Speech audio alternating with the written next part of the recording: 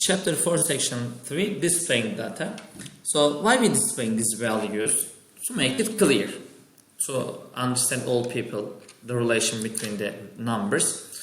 We use some graphs. So previous year, when you were 8th grade, you use you learn histogram, bar graph. Now we will start with double bar graph. When we use double graph, we have same type of information but different two group. In that one we have boys and girls. So the following are the ages when a randomly chosen soccer group of the football players, 20 boys and 20 girls, they began playing in a local youth soccer league. So in age of 4, so let's say here age 4. I'm going to use blue color for the boys. So how many boys start at age of 4? 5. Where's the 5 here? That's the 5. So I'm going to use another color for girls. That's okay, I think. How many girls start at age of 5? 2. So 2 is here.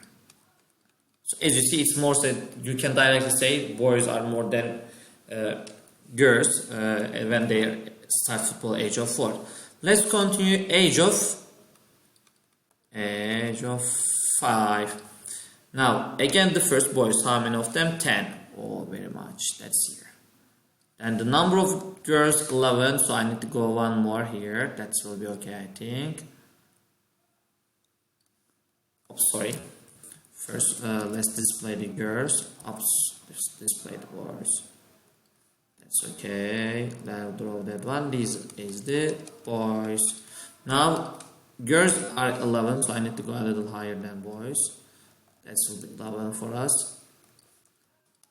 And that's 2. As you see, we are going 2 by 2, but it's a bar graph, so there's a gap between the groups. Now, age of 6.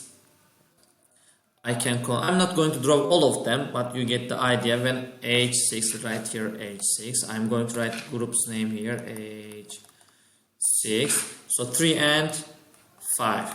The boys are 1, 2, 3 here.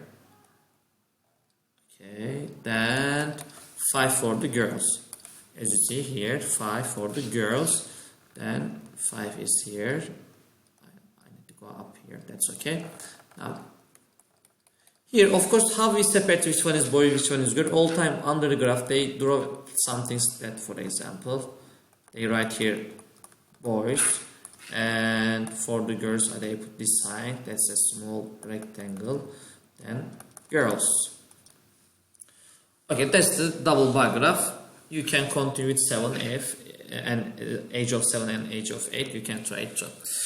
That's how we draw bar graph. What is the difference between bar graph and histogram? As you see, there are empty places for bar graph, but they don't have an empty place for a histogram. Okay. There is another question. A psychologist asked 10 volunteers how many minutes of sleep they had the previous night, and there are some values at minutes. So the lowest value is 365, the highest value is 505. So you can use interval 360, 510 and divide it in 5 intervals. So when you divide in 5 intervals, 510, 360, subtract them. So 0, 1 minus 6 is 5, 4 minus 3 is 1, 150. So if you divide it 150 by 5 groups, each group needs 30 elements. So 150 divided by 5, it makes 30. Now, how I'm going to decide what numbers I have to use? So I will start from 360. Hey, that's okay. Let's choose black color. Okay. 360 is the first element. I need 30 elements. So how many more? 29 more. So 360 plus 29, 389. As you see, the first one. After that, 390, it's include. Because that's include, I have one element. To 30, I need 30 elements. I need more 29. It's become 419. That's how we use. When we use 390, this is the include. This is the first element. So be careful about that one. So my table is already here, so I need the find how many elements are there one by one. So let's check. After choosing layer eraser, I cannot find pen again. I see here. Okay. Between 360 and 85, so 380, 365, and another 365. 3 elements. The frequency is 3. Then 390, 419. Can I see any hand 400? Yeah, there's a 400. Then only that's one element. 420, 449.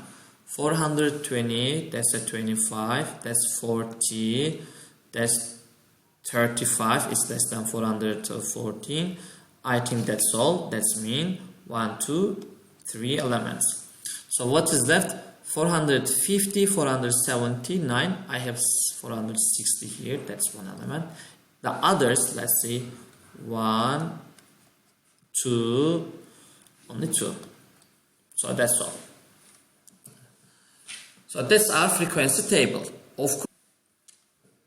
So after writing these numbers on the frequency table, to complete the frequency table, we need to display in the histogram. So these are all same type of values. Let's copy that one. Oops, sorry. I cannot copy that as such. Okay, now let's lock it here. I need to draw a frequency table. What is the value of 360 to 389? What I have 3. Be careful here. As you see, the I didn't like that one either. Okay. 0 to 1, 1 to 3. As you see, they have all same length. Be careful when you draw a graph. 360 is 3 until here. I need to go from here. So let's solve that one. That's the 3. And because they're all same type of value, I'm not going to put a gap between these bars. I will continue until here, so the 1. That's the 1 here. So that's okay. After then 3 again. If I didn't do any mistake, when I count. So that's, and again 1 is, and 2. So that one. Of course, here you can use different type of colors to make it clear, but just I show you how to draw an histogram. So what is the greatest value is 3 for this graph or histogram. That's how we draw it. You need just draw the bars. Okay, display the data in a line graph. So I need a graph here. So that graph I'm going to use that's empty graph. Let's lock that one here. I am sure that's not. Let's lock that one here. Okay, double line graph. It's a use blue for that users. Okay, in 1992, it's 1,481,000. So 1,481,000 less than 100. So this is thousands. So that means 1,500,000 actually, because when you multiply by thousands, it's become 1,500,000. That's the point. So 1996, 870, it's nearest here, and 2,836, it will be a little down, and 504, it will be near some place here. Then connect this point. That's the first line. Now let's continue with the red color because whooping cough, so we use red. Okay. In 1992, 255,420. So this is half of a little more than half, 450. So 100, that's 300. So I'm going to put it here. That's okay. Now 1,141, it's a little lower. Then 180, it's a little upper than that one. 235, a little more. That's the second line graph. So we have two different value and two line for these values. That's the end of this video. So when we talk about two-line graph, we use lines. So I want to mention one more thing. I forget to say when we use that one.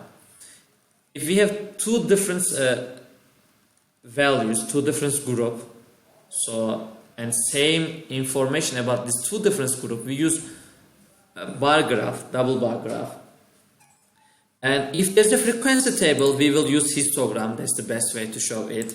And if there's a time and change during this time, we use line graph. That's the best to show these things.